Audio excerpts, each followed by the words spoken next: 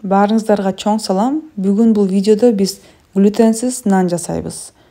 Жакында эле мен видео бөлүштүм. Анда мен глютенсиз камыр турушту кантип жасоону көрсөттүм.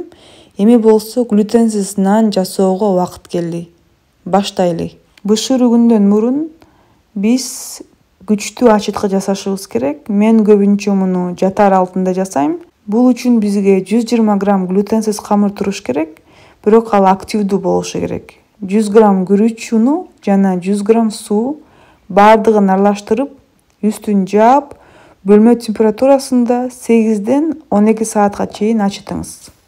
Эртең менен бизге 15 грамм силий порошок, 15 грамм зыгыр данынын уну керек. Баарын аралаштырып, анан 300 грамм сууну куюп аралаштырыш керек.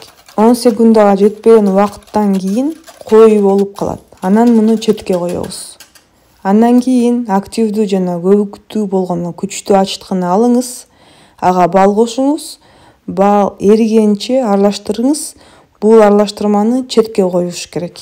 Андан кийин чоң чарага глютенсиз унду туз менен аралаштырыңыз. Мурда даярдалган 2 аралаштырманы алгандан кийин аларды кошуп аралаштырыңыз.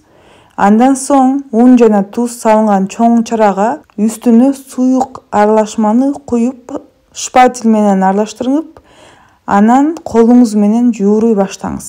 Баары биригип калганда кошумча тегиз жерге жууруй баштаңыз. Камырыңызды формага келтиргенден кийин аны атайын даярдап койгон идишке салыңыз. Менин учурумда пластик идишке салдым.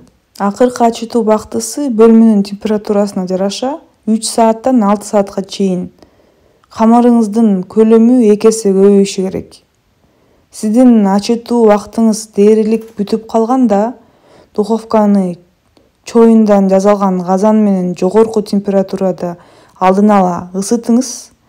Наныңызды жогорку температурада жабык капкак менен 20 мүнөт бышырыңыз. Андан кийин температураны 200 градуска төмөндөтүңүз жана 20 мүнөт же жакшы кызарганга чейин бышырыңыз. Видеону аягына чейин көргөнүңүзгө чоң рахмат. Бул каналда сиз камыр туруш жөнүндө жана натуралдуу ферментация жөнүндө көп видеолорду таба аласыз.